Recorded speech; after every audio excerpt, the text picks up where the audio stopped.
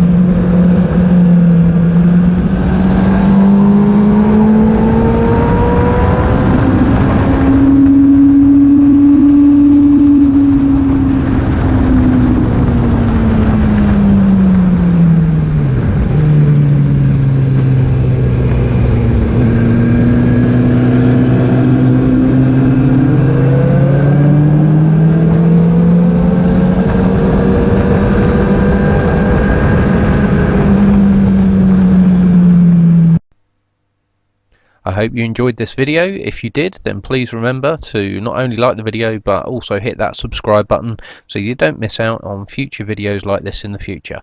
Thanks again for watching, and see you again soon.